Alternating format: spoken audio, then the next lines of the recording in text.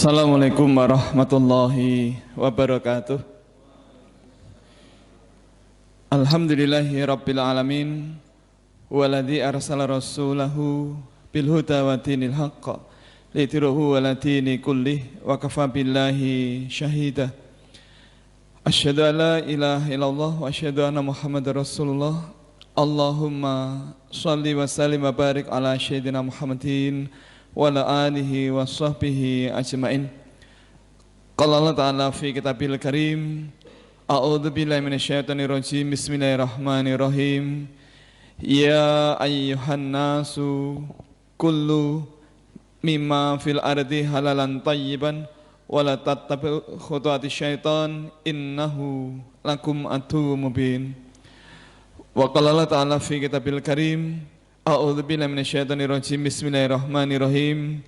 Ya ayyuhalladzina amanu kulu min thayyibati ma razaqnakum washkuru lillahi in kuntum iyyahu ta'budun. Innama harama 'alaikumul maitata wad-dama wa lahmal khinziri wa ma uhilla bihi li ghairillah famanittura ghaira baghi wala atin fala isma 'alaihi innallaha ghafurur rahim.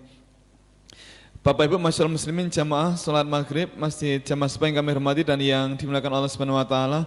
Marilah kembali di kesempatan malam hari ini kita haturkan rasa syukur kita yang tiada terkira pada Allah Subhanahu wa taala atas ridha dan perkenan Allah. Di malam hari ini kita masih diizinkan Allah sehat walafiat. Kita masih bisa salat maghrib secara berjamaah.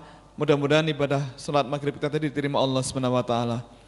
Yang kedua, semoga salawat dan salam senantiasa Allah limpahkan kepada baginda Rasul Muhammad sallallahu alaihi wasallam, dan semoga Allah limpahkan pula kepada keluarga beliau, juga sahabat beliau, para tabi'in, para alim ulama, dan semoga terlimpah ruah pula kepada kita sekalian yang hadir di kesempatan di malam hari ini.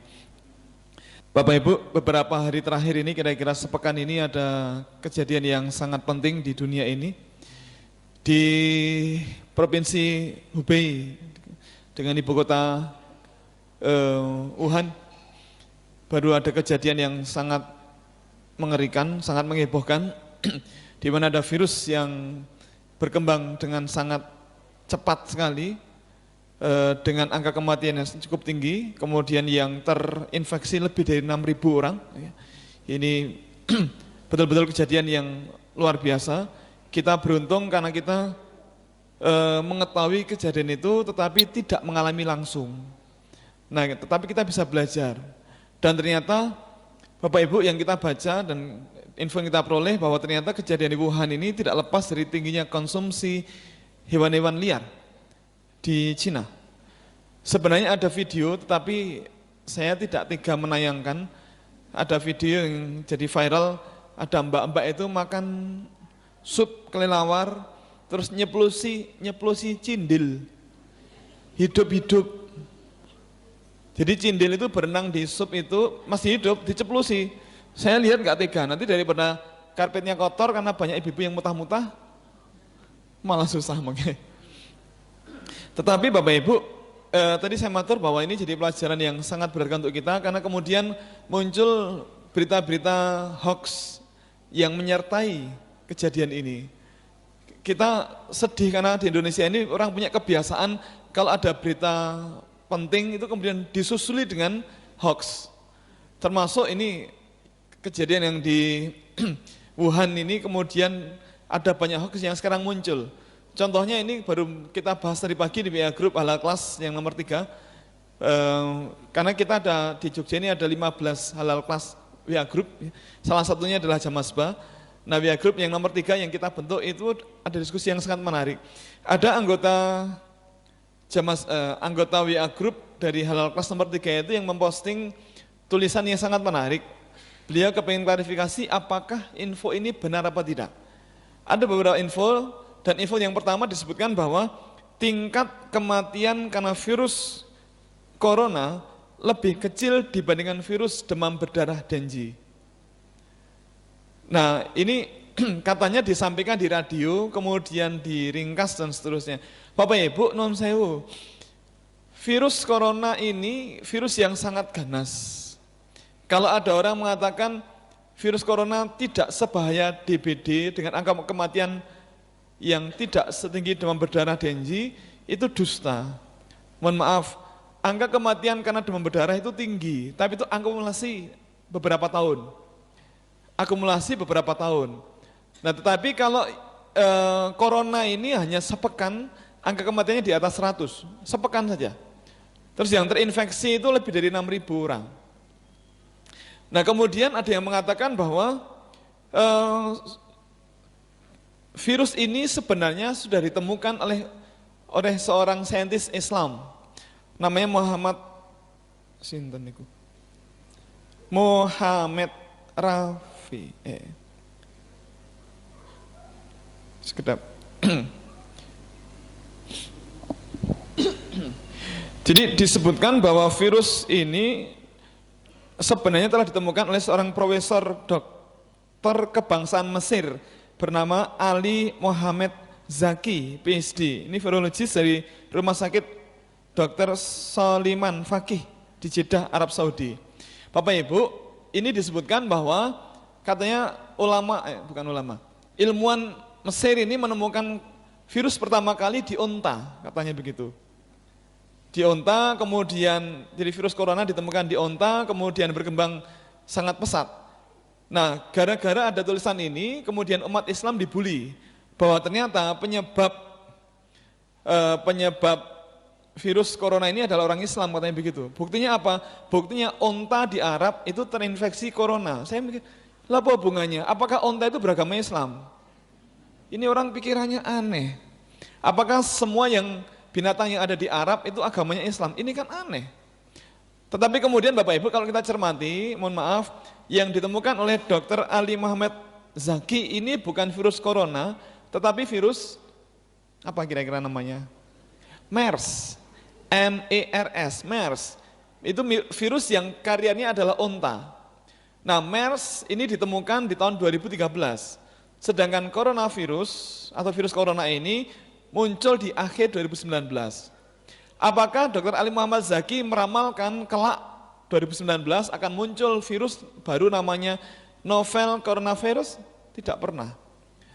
Jadi untuk mengklarifikasi bahwa yang ditemukan oleh Profesor Dr. Ali Muhammad Zaki ini bukan coronavirus tetapi virus MERS, itu berbeda. MERS 2013, kemudian coronavirus ini 2019. Kemudian ada istilah novel. Bapak Ibu perso makna novel enggak? Bukan buku cerita. Novel itu maknanya baru, belum pernah ada, belum pernah ditemukan. Nah, virus corona yang sekarang ini disingkat NCOV 2019 tanda hubung NCOV 2019 novel coronavirus. Artinya virus ini adalah virus baru. Bukan virus lama tapi virus baru. Nah, kemarin Profesor Yuni Erwanto di Fakultas Peternakan UGM tadi pagi mengatakan bahwa ada penelitian ilmiah yang menemukan bahwa ternyata genom genom atau urutan sekuensi DNA pada virus corona ini ternyata mirip dengan genom pada virus yang ada pada kelelawar dan kemiripannya 89%. Jadi dugaan bahwa virus ini dibawa atau ditularkan oleh kelelawar itu benar. Dugaannya kuat sekali. Bukan oleh ular, bukan oleh unta. Karena sekuensi urutan DNA-nya itu 89% mirip dengan yang ada pada kelelawar, bukan yang ada pada unta. Jadi ini virus baru. Nah, kalau memang ini tidak berbahaya, kenapa kemudian angka morbidity atau angka orang yang sakit sangat tinggi, di atas 6.000? Bahkan tadi pagi kalau kita pantau Bapak Ibu, kalau kita pantau dari website aplikasi ArcGIS dari The Center of System Science and Engineering atau CSSI dari Johns Hopkins University, tadi pagi jam 8 itu orang yang positif kena virus corona di seluruh dunia tercatat 6.165 orang. Yang meninggal dunia sudah 133 orang. Alhamdulillah yang sudah pulih sembuh itu 126 orang, tapi yang meninggal 133 orang. Data yang agak berbeda dilaporkan oleh China's NHC, sebuah media pemerintah Cina, melaporkan bahwa orang yang positif kena virus corona ini bukan 6.000 sekian, tetapi 7.892. Angka kematiannya bukan 133, tetapi 170 orang. Maka wajar kalau kemudian pemerintah Cina mengisolasi orang-orang di Wuhan, tidak boleh keluar dan masuk. Nah Bapak Ibu, kalau memang virus corona ini tidak sebahaya Dengue atau DBD, apakah ada daerah di dunia ini yang diisolasi seperti wabah yang di Wuhan? Gak ada. Hanya Wuhan ini yang kemudian diisolasi. Kalau demam berdarah belum ada. Nah oleh karena itu kita harus belajar, Bapak Ibu, belajar itu tidak harus mengalami sendiri, tapi belajar bahwa ternyata memang ajaran agama Islam itu benar. Bahwa larangan mengkonsumsi binatang-binatang yang diharamkan itu pasti ada sebabnya. Bapak Ibu, jika Allah melarang sesuatu, pasti ada sebabnya. Dulu saya pernah matur ke panjenengan, ketika kita membahas hikmah agung di balik pengharaman memakan bangkai darah daging babi, saya pernah matur bahwa jika Allah melarang, jika Rasul melarang kita mengkonsumsi suatu jenis makanan atau binatang, maka sebabnya bukan karena Allah pelit, itu tidak, tetapi karena Allah itu tahu. Dan Allah tidak kepingin kita dapat musibah gara-gara itu. Maka jika kemudian kita dilarang memakan karnivora, dilarang memakan binatang-binatang yang menjijikkan, itu pasti ada sebabnya. Nah kemarin di sesi pertama kita telah membahas bagaimana hukum memakan daging 1 kelinci, kemudian 2 kuda, 3 apa nih kau ini? Kura-kura dan penyu. Kemudian terakhir kemarin kita membahas katak atau kodok. Bapak Ibu, kodok itu halal atau haram? Haram. Kenapa haram? Ya bukan karena hidup di 2 alam, tetapi karena kodok tidak boleh dibunuh. Hadisnya sangat jelas. Kemarin sudah kita tayangkan di WA Group ya, sudah kita kirim di WA Group file ini, jadi monggo di copy, disimpan. Jadi Bapak Ibu, kodok atau katak diharamkan karena tidak boleh disembelih. Ada satu hadis di mana Abdurrahman bin Utsman Al-Quraisy pernah mengisahkan bahwa ada seorang tabib yang pernah bertanya kepada Rasul mengenai katak atau kodok yang dijadikan sebagai ramuan obat. Nah, dengan itu Rasul kemudian melarang si tabib tadi membunuh kodok atau katak. Nah, dari hadis ini kemudian disimpulkan oleh para ulama bahwa katak atau kodok diharamkan bukan karena hidup di 2 alam, tetapi karena tidak boleh dibunuh.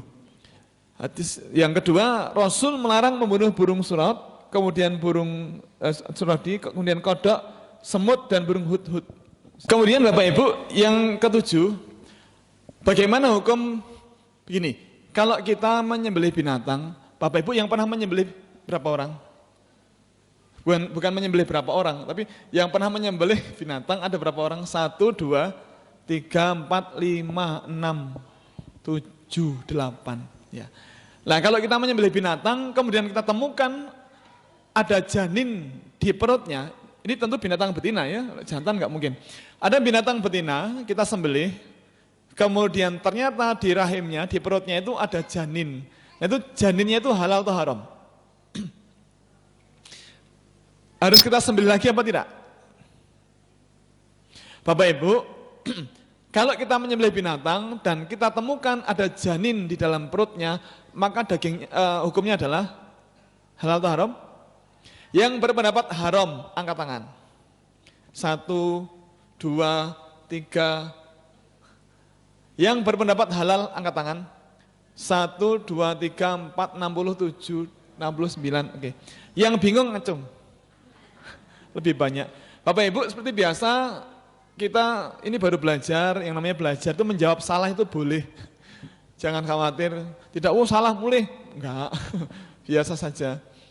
Ya karena kita baru belajar menjawab salah itu boleh, tapi besok kalau ujian enggak boleh salah.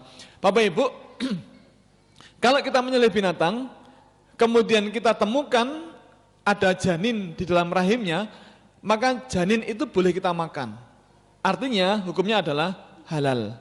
Syaratnya binatang tadi disembelih dengan secara syariat Islam. Ada hadis Abu Sa'id Al-Khudri berkata, saya bertanya kepada Rasulullah tentang janin binatang ternak. Beliau Rasul SAW menjawab, makanlah jika kalian mau. Ada hadis yang lebih detail menjelaskan ini. Dari Musyaddad, beliau meriwayatkan bahwa Abu Sa'id Al-Khudri pernah bertanya pada Rasul, ya Rasul, kami menyembelih onta, sapi dan kambing, lalu kami menemukan janin di dalam perutnya. Nah, apakah janin itu kami buang atau kami makan? Ini kata kunci, apakah kami buang atau kami makan? Rasul SAW menjawab, jika kalian mau makanlah, karena penyembelihan ibunya ada juga penyembelihan untuk janin tersebut. Maka sangat jelas dalam Islam disebutkan bahwa kalau seekor binatang ternak, binatang halal, betina, disembelih, kemudian di rahimnya ditemukan ada janin, maka janin itu halal. Apakah harus disembelih? Bapak Ibu, kalau janin keluar, kemudian disembelih, darahnya keluar apa tidak? Tidak mungkin keluar. Kenapa? Maaf, apa beda janin dan bayi? Ya, bayi sudah lahir, kalau janin itu belum lahir, betul. Jadi kalau janin itu masih ada dalam rahim, janin itu belum bernafas, karena dia masih ikut aliran pembuluh darah ibunya lewat plasenta. Jantungnya belum aktif, jadi jantung belum aktif memompa darah. Maka jika janin ikut keluar kemudian disembelih, demi Allah tidak akan keluar darahnya, karena dia belum ada peredaran darah. Nah, kalau kemudian pada saatnya dia dilahirkan, kemudian jantungnya mulai aktif, nah jantung mulai memompa darah. Ya. Nomor 8, bagaimana dengan hukum anjing? Bapak Ibu, anjing, daging anjing halal atau haram? Haram. Kenapa haram? Ini kita ulang lagi, ada 3 alasan. 1, anjing adalah karnivora. Semua binatang karnivora, binatang pemakan daging, hukumnya adalah haram. Hadisnya sangat jelas. Dari Abu Hurairah dia mengatakan bahwa Nabi SAW bersabda, setiap binatang buas yang bertaring adalah haram dimakan. Rasul juga mengatakan bahwa setiap hewan buas yang bertaring dan berkuku tajam adalah haram dimakan. Kemudian juga Rasul melarang dari setiap hewan buas yang bertaring dan burung yang berkuku tajam. Contoh burung yang berkuku tajam apa? Elang, Raja Wali, terus gagak, garuda, burung hantu, guwek kali burung hantu sami, awal, apa meneh? Sesungguhnya Rasulullah SAW melarang memakan daging binatang buas yang bertaring. Jadi karnivora itu diharamkan. Nah, anjing termasuk karnivora. Buktinya anjing tidak mau makan jus buah, tidak mau makan salad buah, tidak mau makan lotek, maunya ya daging, tulang, jeroan dan seterusnya. Itu yang pertama. Yang kedua, anjing termasuk binatang yang hendaknya dibunuh. Nah, kalau hendaknya dibunuh berarti dagingnya haram. Kenapa haram? Karena kalau dia halal maka Rasul tidak akan menyuruh membunuhnya. Kalau akan dimakan itu disembelih bukan dibunuh. Ya. Rasul melarang dari setiap hewan buas yang bertaring dan burung yang berkuku tajam dan seterusnya. Oh, sebentar, ini hadisnya. Ya. Kemudian anjing juga termasuk binatang-binatang yang pemakan kotoran. Ini tadi hadis yang menyuruh membunuh binatang. Ada 5 jenis hewan melata yang siapa membunuhnya tidak berdosa sekalipun sedang ihram, yaitu kalajengking, tikus, anjing galak, burung gagak dan burung raja wali. Di sini ada anjing. Kemudian ada 5 macam binatang fawasik, al-hayawan al-fawasik yang hendaknya dibunuh baik di tanah halal maupun tanah haram, yaitu burung raja wali, burung gagak, ini keduanya karnivora. Kemudian tikus, kalajengking dan anjing gila. Terus anjing termasuk al-jalalah, binatang memakan kotoran. Bapak Ibu, saya yakin panjenengan pernah melihat anjing itu suka ngeker-ngeker pampers, dicari isinya. Ya isinya itu mirip jus mangga, apa jus kue ini, kita ngonten niku kita nggih. Iji. Jus durian. Terus kucing juga sama, kucing itu karnivora, maka dagingnya haram. Nah kalau sekarang landak, Bapak Ibu, landak itu halal atau haram? Di Karanganyar, di daerah Tawangmangu itu banyak sate landak.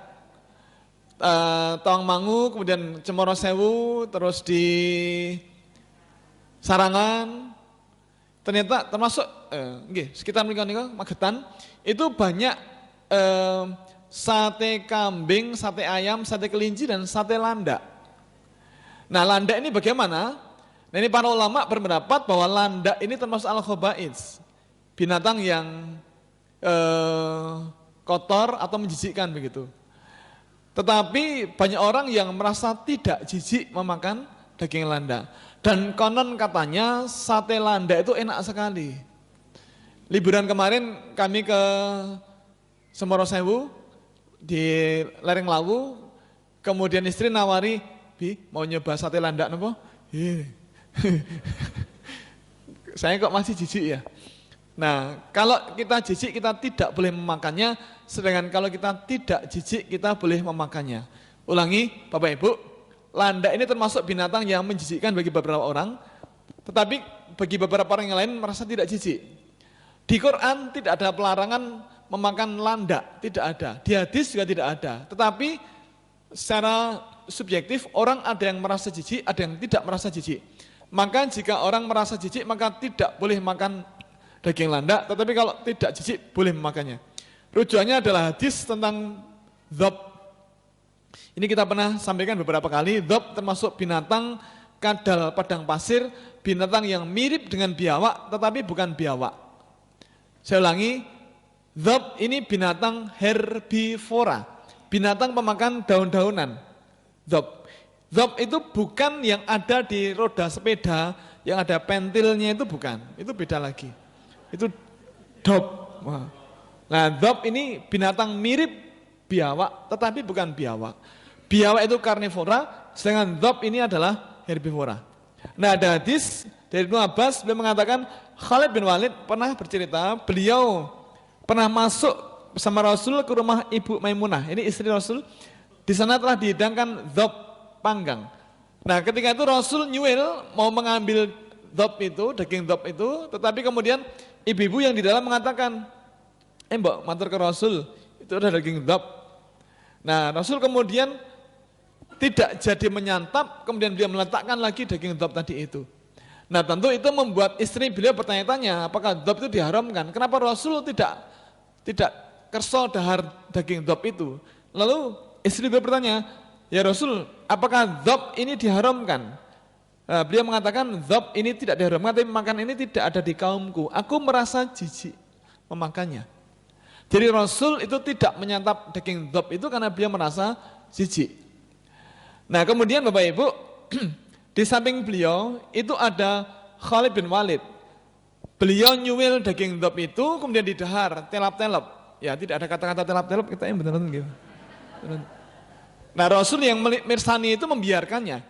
Maka hadis ini dipakai sebagai rujukan, kalau kita jijik kita tidak boleh menyantapnya, sedangkan kalau tidak jijik kita boleh menyantapnya. Mohon maaf bagi yang belum pirsa, dhab itu seperti ini. Ini mirip biawak tetapi bukan biawak. Kalau Bapak Ibu yang suka mirsani menemani anak-anak nonton film kartun ya, Oscar.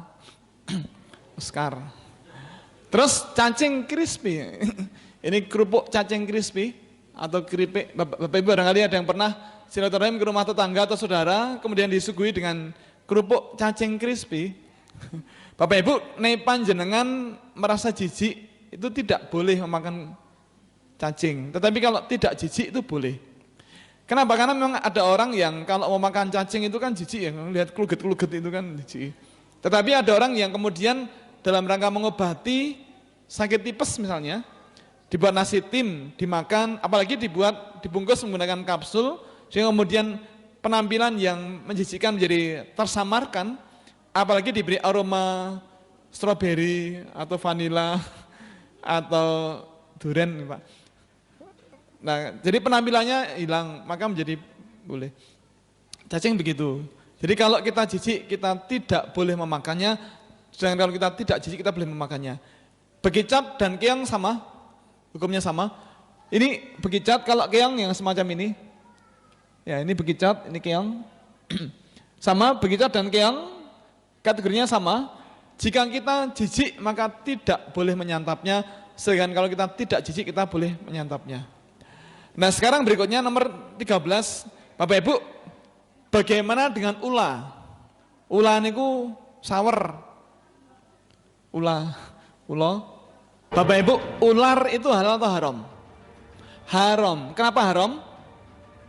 Satu, ular adalah karnivora, binatang pemakan daging. Makanannya apa? Ayam, tikus, kucing, napa melih? Ular, nggih. Kodok. Nggih. Mau enggak kalau dia makan kates? Pelem, sirsat, nongko, mboten purun. Karena ular duren. Karena ular termasuk karnivora. Jadi ular diharamkan kan dia termasuk karnivora. Yang kedua, ada hadis bunuhlah ular. Bapak Ibu, ada hadis bunuhlah ular. Ini hadisnya. Nah sekali lagi, kalau Rasul mendawai atau menyuruh sahabat membunuh ular, membunuh seekor binatang, maka dagingnya haram. Kenapa? Karena kalau dagingnya halal, maka Rasul tidak akan menyuruh sahabat untuk membunuh binatangnya. Ya. Kemudian bagaimana dengan biawak? Bapak Ibu, adakah yang belum pernah melihat biawak? Angkat tangan. Sungkan. Yang pernah melihat biawak, angkat tangan. 1, 2, 3, 4, 5, 6, 7. Yang belum pernah melihat, berapa orang? Izin. Oke. Biawak. Bapak Ibu, biawak halal atau haram? Haram. Kenapa haram? Karena dia adalah karnivora. Saya pernah matur ke panjenengan, biawak itu memakan telur buaya. Maka populasi biawak di berbagai wilayah di Indonesia ini meningkat. Kenapa? Karena banyak orang berburu biawak. Ini dimakan orang, maka tidak ada lagi biawak atau populasi biawak berkurang, maka tidak ada lagi yang memakan telur buaya. Maka populasi buaya menjadi meningkat sangat pesat. Biawak termasuk karnivora, maka hukumnya adalah haram. Kemudian nomor 15, bagaimana dengan belacan? Belacan itu apa? Nggih, kucing liar, garangan anyang-anyangan. Garangan atau belacan termasuk kucing liar adalah hewan pemakan daging atau karnivora. Dan karnivora disepakati keharamannya oleh para ulama. Hadisnya sudah sangat hafal panjenengan semuanya. Jadi garangan itu adalah kucing liar. Di kampung-kampung atau di dusun-dusun banyak peternakan ayam yang kadang ayamnya hilang, kadang-kadang yang hilang hanya kepalanya, karena yang bisa digogoi itu hanya kepalanya, badannya nggak bisa ditarik keluar, jadi di sela-sela kandang diambil malam-malam misalnya begitu, tapi badannya nggak bisa diambil. Nah kalau misalnya bisa diambil ya dia makan semuanya, kalau nggak bisa ya sedapatnya, kepalanya, kakinya dan seterusnya. Garangan karnivora, beda dengan musang. Bapak Ibu, musang adalah binatang bukan karnivora tapi omnivora. Diberi daging dia mau, diberi buah-buahan dia mau. Musang itu diberi daging mau, diberi buah-buahan mau. Makanya musang atau bahasa lainnya adalah luwak. Itu kadang dipakai untuk mensortir atau memilih kopi yang sudah matang. Ya. Nah, musang adalah binatang bukan karnivora tapi herbivora, tetapi dia punya kuku dan taring. Nah Bapak Ibu, meskipun punya kuku dan taring, tetapi kalau dia bukan pemakan daging atau bukan karnivora, maka dagingnya halal. Rujukannya adalah hadis tentang musang dan luwak sama. Dari Ibnu Abi Amr dia berkata, aku pernah bertanya kepada Jabir tentang musang, apakah ia termasuk hewan buruan? Beliau Jabir mengatakan, ya. Lalu Ibnu Abi Amr bertanya lagi, apakah boleh dimakan? Jabir menjawab, ya. Ibnu Abi Amr bertanya lagi, apakah engkau mendengar dari Rasulullah? Jabir menjawab, ya. Maka Bapak Ibu, meskipun musang ini punya taring atau kukunya tajam, tetapi karena dia bukan karnivora, maka hukumnya adalah halal. Kemudian tupai atau bajing hukumnya halal. Rujukannya sama juga, tupai atau bajing itu bukan karnivora. Meskipun punya taring dan kuku, tapi dia bukan karnivora, maka halal. Minta izin 2 menit parang nggih. untuk menyelesaikan kurang satu. Ya. Nah ini Bapak Ibu, yang baru jadi viral di medsos, kelelawar, lowo atau codot, termasuk Batman. Bapak Ibu, ini baru jadi viral, diduga jadi biang virus Wuhan. Ini buatnya sepekan yang lalu. Sepekan yang lalu itu udah belasan. Sekarang tadi berapa? 170 ya. Yang di CSSI itu tadi ada 133 tadi pagi. Data tadi pagi. Sekarang mungkin udah tambah ya. Video-video di YouTube tuh banyak sekali. Video orang Cina makan binatang-binatang semacam ini banyak sekali. Bapak Ibu, kelelawar itu hukumnya haram. Kenapa haram? Karena kelelawar tidak boleh dibunuh. Kelelawar haram karena tidak boleh dibunuh. Hadisnya jelas. Dari Abdullah bin Amr, dia mengatakan, janganlah kalian membunuh katak atau kodok karena suaranya adalah tasbih.